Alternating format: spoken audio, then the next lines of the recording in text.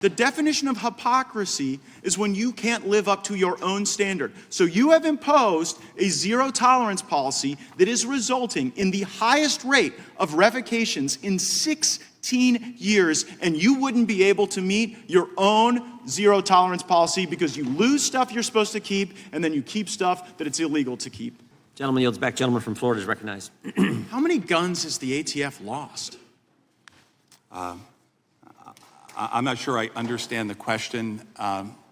Is it a difficult question to understand? Well, I don't know if you're referring to any particular incident or time How many period. instances should we be looking at where you've lost guns? So if what you're referring to is what happened at the National Destruction Branch, no guns were lost. They were stolen by an individual who's now in prison. Right. Who was not an ATF employee. But there were recommendations made on what you should do so that you don't become the victim of the theft, and the Inspector General saying you're not following them. I'm quoting directly from the Inspector General's report. Thousands of firearms parts, and ammunition had been stolen from the ATF. So you gave testimony that the brave ATF agents are the ones showing up at 2 in the morning after a burglary, but it seems as though in this case, you were the one burglarized. Why have you not followed the recommendations of the Office of Inspector General so that you aren't the mark?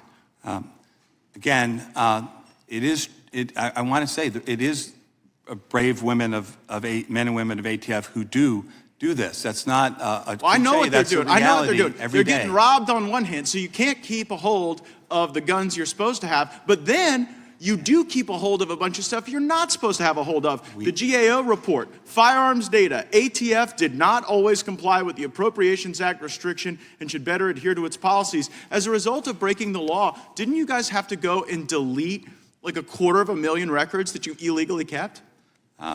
Again, with respect to both the Inspector General reports that you're talking about. One's Inspector General, one's GAO. Well, the Inspector General report, ATF, that happened several years ago, more than that. 2022.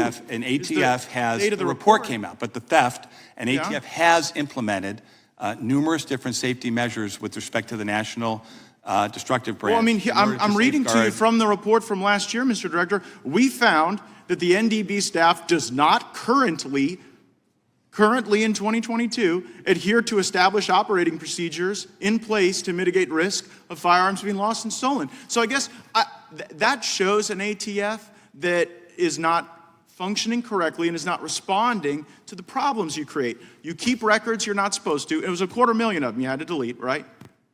I don't believe that is. Was it over 200,000 that you had to delete? So what was happening was. I just want to know the number of records you had to delete that were not being lawfully maintained. There were records that had not actually been searched, but my understanding Hundreds of is thousands were of them. searchable. And so that's what you guys do. You keep what you shouldn't keep. You lose what you're not supposed to lose. But how do you treat regular Americans? I got this letter from someone in my district, a firearms dealer.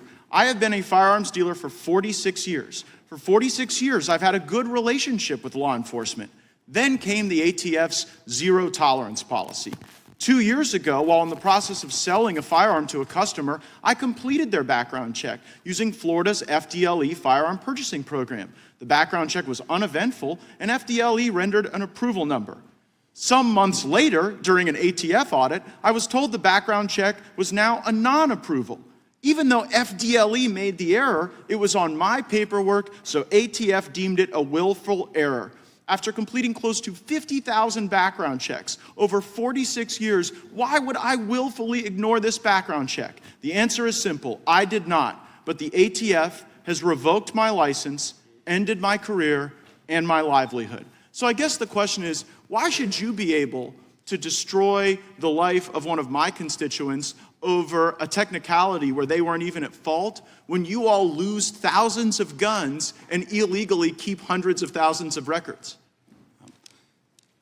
Respectfully, Congress has given us the authority to inspect and make sure that firearms dealers, the vast majority by which are compliant, they are our first line of defense in dealing with straw purchases. This guy isn't your first line of defense anymore. He's fired. A very small minority, those dealers, after due process, have A been small determined- minority, ATF, enforcer of gun laws, lost thousands of firearm parts to thieves. New data shows ATF gun store restrictions at the highest rate in 16 years. Mr. Director, the definition of hypocrisy is when you can't live up to your own standard. So you have imposed a zero tolerance policy that is resulting in the highest rate of revocations in 16 years, and you wouldn't be able to meet your own zero tolerance policy because you lose stuff you're supposed to keep, and then you keep stuff that it's illegal to keep.